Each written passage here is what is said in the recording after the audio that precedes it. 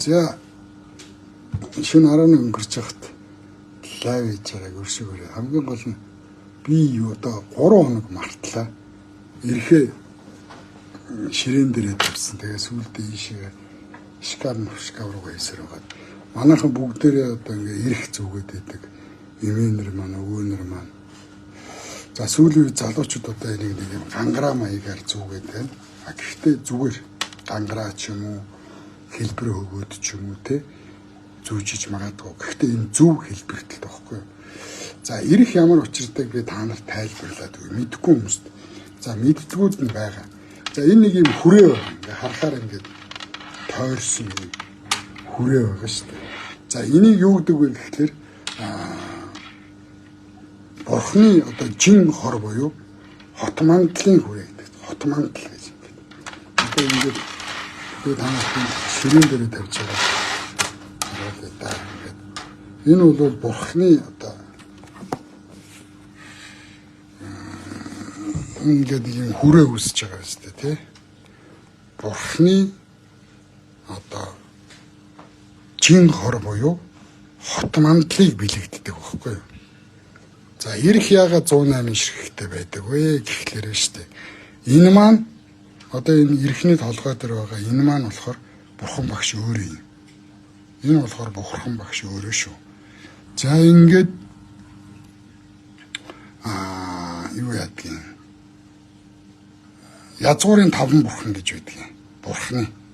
Тэгээ энэ 5 ингээд 5 бурхан. Язгуурын 5 бурхан гэж байгаа. За тэгээд Бурхан багшийн язгуурын 5 бурхан. За тэгээд Бурхан багшийн шадар 8 шав гэдэг ингээд 8 шав байгаа.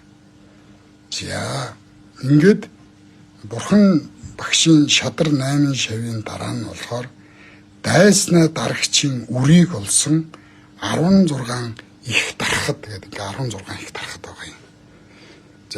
За дайснаа дарагчийн үрийг олсон 16 их архтын араас тамийн хилэнт дүртэй 18 их бурхад гэдэг ингэ явдаг.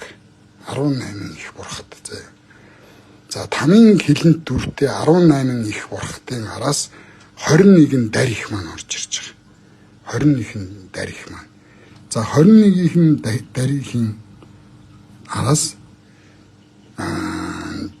дүншгийн 35 бурхан гэдэг. 35 бурхан орж ирж байгаа.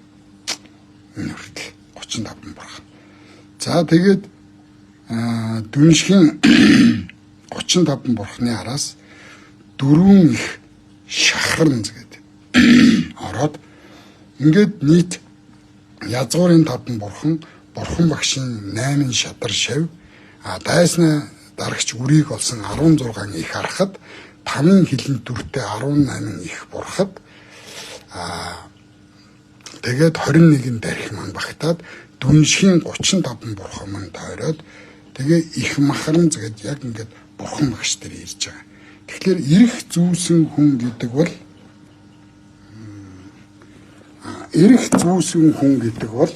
ерөөсөө л бүх бурхтаар ингээд бүх бурхтыг би одоо өөрийнхөө одоо тэргүүнд зүүж ийна гэсэн. Эдгээр чинь тойроод бүх бурхтаа төлөөлдөг.